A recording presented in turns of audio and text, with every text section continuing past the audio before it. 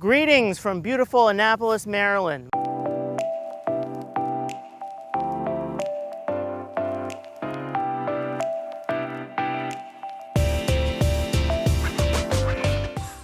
The property you see behind me is known as 88 State Circle. This house was constructed in 1879 by Annapolitan Alexander Randall. In 1977, the City of Baltimore purchased the section of the house on the right and used it as its administrative offices during the legislative session right here in Annapolis when the General Assembly would convene at the State House, which is immediately across the street. Ever since then, the City of Baltimore has been stewards of this important historic landmark. Let's get a little closer and we'll take a look at some of the really fascinating architectural details that Randall included in this building.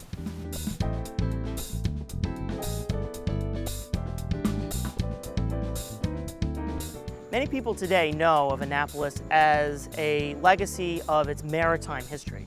Annapolis is essentially a colonial port city, and the architectural heritage of the city reflects that today.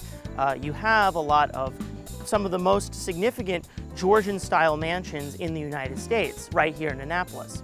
What Annapolis is less known for, however, is its Victorian architecture, partly because in the 19th century it suffered a period of economic decline, and so not very many buildings were constructed.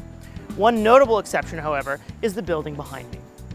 88 State Circle and its twin right next door were built in 1879 and were really outliers at this period of time. There weren't very many buildings being built, and the person who constructed them, Alexander Randall, was one of the few very wealthy men who lived in Annapolis and had the kind of resources to build something like this. Randall visited the UK in the early 1870s, and he was heavily influenced by the work of architect Norman Shaw, particularly his developments in Bedford Park neighborhood of London. This was one of the earliest suburban neighborhoods ever constructed.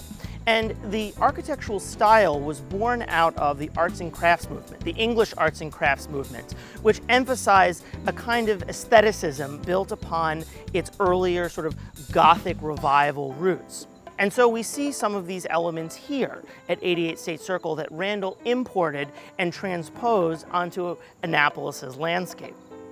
So some of the elements that Randall used included the stained glass windows, which we'll get to see when we go inside, but also the terracotta shingles around the exterior and the asymmetry of form.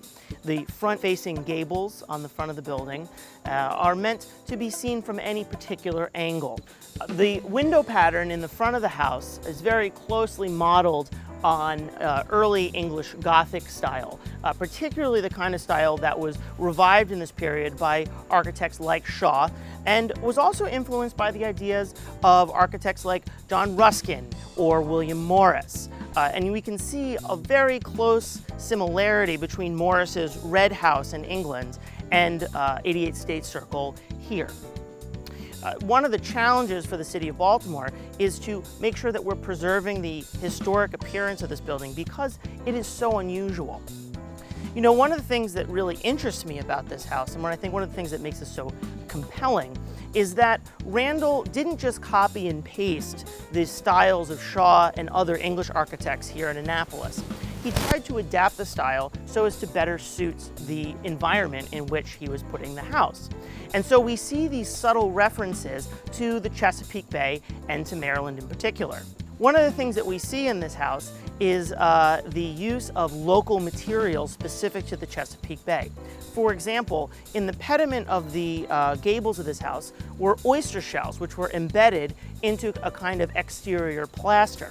And so this was meant to sort of evoke the bounty of the Chesapeake Bay. But it goes even further than that. The crested ridge tile and terracotta finials on the roof have a very distinctive and perhaps unique wave pattern, also again hearkening to the roots of the Chesapeake maritime heritage.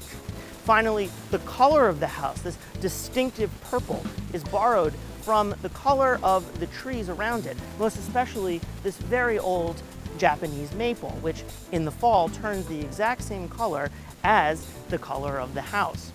All of this was meant to create a kind of symbiosis between the architecture of the building and its natural environment. And this was very forward-thinking. When you consider that in 1879, this was many decades before many modernist architects, like, for example, Frank Lloyd Wright, began to introduce the idea of naturalism in architecture. This was very ahead of its time. And so today, it's one of the buildings that we are very proud to be able to preserve as part of Maryland's larger architectural heritage. If you like this video, don't forget to like and subscribe our YouTube channel and all our other social media platforms. We are DGS.